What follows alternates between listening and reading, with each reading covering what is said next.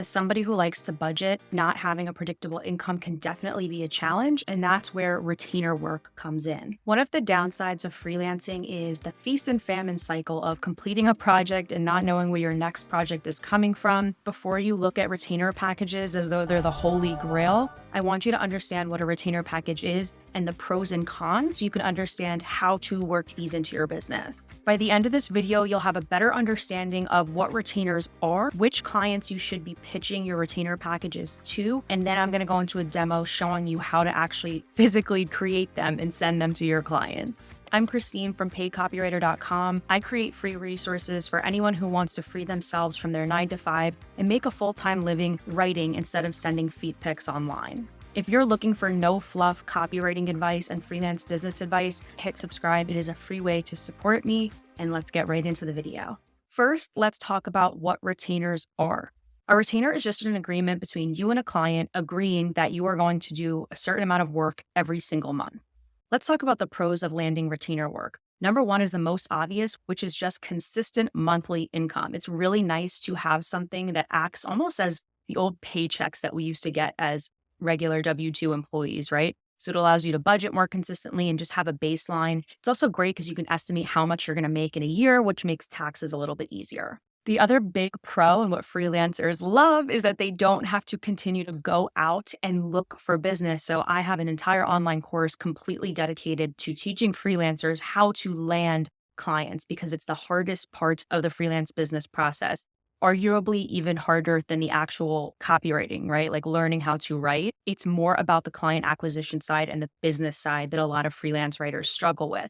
So the fact that you have guaranteed work coming in and you don't have to do as much cold pitching and prospecting for new business and new clients is a huge perk for many introverted writers. And the third is just an efficiency thing. So the reason I love building long-term relationships with clients is getting to know their brand and what they want so that I can get the work done in as little time as possible because I know what they want. I understand what they're looking for. Therefore, there's less revision and feedback needed because we work really well together. Being able to really get to know your client's brand and deliver great work for them with little supervision is a plus as well. So now let's talk about the cons of retainer work. The number one con would probably be that they don't always make sense for clients and they may be hard for you to pitch in the first place just because it's hard for clients to know exactly how much work they're going to need on a month-to-month basis. Now, I'm going to get into this later in the video, but I definitely recommend that you charge per project versus per word or per hour, because that just makes billing really complicated. Unless a client has this big need for month-to-month retainer work and they have a fleshed out editorial calendar, it might just be hard to pin them down in that way. I was reading an article, and you might know her, Filthy Rich Writer. She has an online course teaching copywriting as well. But she had an article about the cons or why retainer work isn't all it's cracked up to be. And I want to share what she said because I don't think I can put it any better. So I'm just going to directly quote her here. So she starts off the cons by saying that when you work with a retainer client, you have to prioritize them and push off all other work. I am going to explain that in the next part of this video. But then she goes on to say that you need to figure out an amount based on what the client thinks the average amount of work will be, which is exceedingly hard to do. I haven't yet met a client who has a firm grasp on how much work they need done or how much time it'll take. This means you run the risk of taking a retainer and having more work to do than what's covered by your retainer price.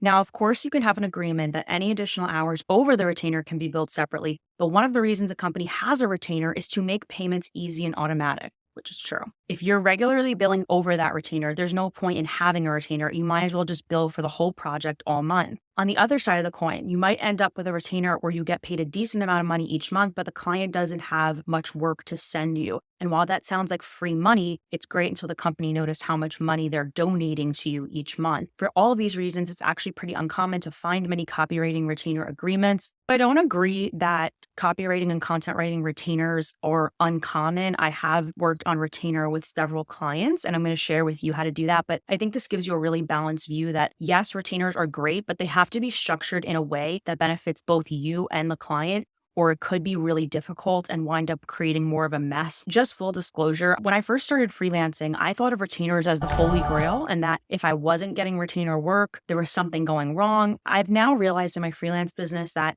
if the client is happy and they continue to give you work, you don't necessarily need to sign a retainer to kind of like make it official, because at the end of the day, If two people want to walk away from the retainer agreement, they can. The other con is that the longer you are locked into a relationship with a client on retainer, it might just be more difficult for you to raise your rates when that time comes because you feel guilty or you don't want to ruin the relationship with that longstanding client. Therefore, your retainer clients wind up being the ones that you've worked with for a long time, but that you're getting the least money from because they were grandfathered in when your rates were lower. So you definitely want to be cautious and set that intention in the beginning of the relationship that yes, we are going to sign this retainer agreement and we're going to say how long it's going to be, but then we want to revisit the agreement, see if they're happy, and then raise your rates incrementally when needed. If you're finding value in this video, comment down below and tell me if you plan to use retainers in your business for 2023. If you are, I want to know why. And if you're not, I also want to know why. Let's get into the technicalities of retainers. I'm going to give you 3 rules that are going to guide this process. Number 1 is to first build a strong relationship with that client, or just build a relationship on any level. And the reason I say that is you just want to know what it's like to work with somebody before you agree to do ongoing work for them. They could be horrible and then you've agreed and then you're going to have to back out, which is awkward. So just make sure that you both like each other's working style before you commit to anything. The second reason that you want to build a strong relationship with your clients before coming in with the retainer is that you want to pitch something that's relevant to their business and is actually going to provide value. When you have worked for them and you get to know what their goals are, then you can actually pitch retainer services that are relevant to them. I'll give you a prime example. I have a client that I started writing blog posts for, then it turned into ebooks. When they had me write the ebook, I asked them how they were going to promote the ebook and if I could add some additional services to help them. Now, those additional services were emails that would blast the ebook out to their existing database. And I also wrote a landing page for them so that when people clicked on the email, they would be routed to the landing page and they would be further enticed to download the ebook. So what I started to realize was that this was a common initiative that a lot of companies need. They need somebody to create a long form piece of gated content, and then they need a way to promote that, which requires additional copywriting and content writing. Moving forward, I'm now packaging that into a retainer and offering that to clients. And it might not have been something they even thought of necessarily. Maybe they were doing it piecemeal. Maybe they have an internal writer doing the landing page. They have someone else doing the email and they have another writing doing the ebook. So I kind of just packaged it all up and said, here's my retainer package. I'll write an ebook, a landing page, email sequences, and some blog posts for you. But I was only able to do that because I understood what their content needs were first. You really want to make sure that you like working for this client because your retainer clients ideally are going to get the most attention from you and the highest level of client experience because they're the ones giving you ongoing work and you're going to want to nurture that relationship. So making sure that there's somebody that you jive with and that you actually like the work that they're giving you is really key because they are going to be that client that you want to go above and beyond for. And it's going to be really hard to go above and beyond for a client where you're not feeling the work or you're not feeling them as a person. Now with retainers, it's generally expected that you're going to give a deal or a discount because the client is agreeing to give you consistent work or a large volume of work.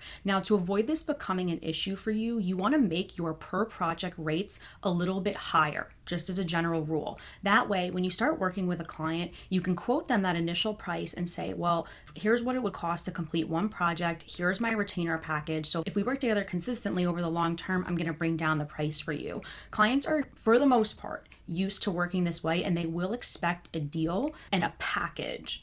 So if you plan to pitch retainer work to the client, always start that price a little bit higher, knowing that you will bring it down. The third rule is to make invoicing at the beginning of the month a habit. The reason for this being is that number 1, the client is going to expect a more streamlined, easier payment process. That is the benefit of working with somebody on a continual basis, is not having to worry about, 50% deposit, now remaining balance, invoice coming your way, right? Nobody wants to do more paperwork, not me and not the client. Both people want to save time with one invoice, but I recommend that you invoice at the beginning of the month before you do the work because you're the one that's blocking off your schedule and denying additional clients because you're saving that spot in your schedule for them. Therefore, to safeguard yourself, because you're not taking on additional work, you want the money up front. That's where the relationship aspect of all of this comes in. They should be able to trust you and that if they give you 100% of the fee in the beginning of the month, that they will get the deliverables by the end of the month. Okay, so now that you understand retainer packages,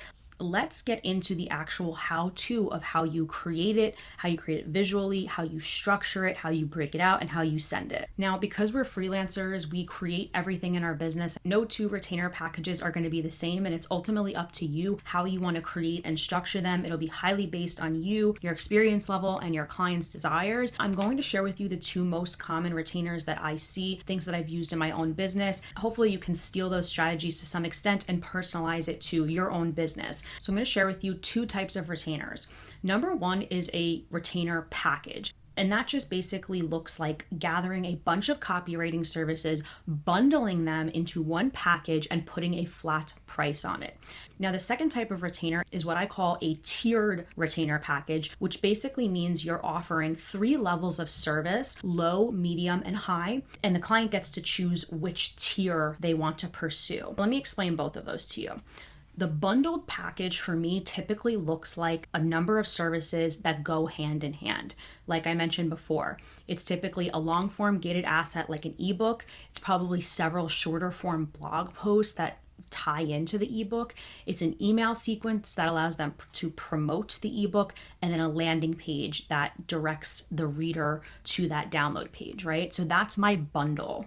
And I would typically charge a certain amount for each one of those services: the blog post, the ebook, the email sequence. And instead what I do is I take some money off of each service and then factor that into a packaged price. Now, my tiered pricing retainer is like this.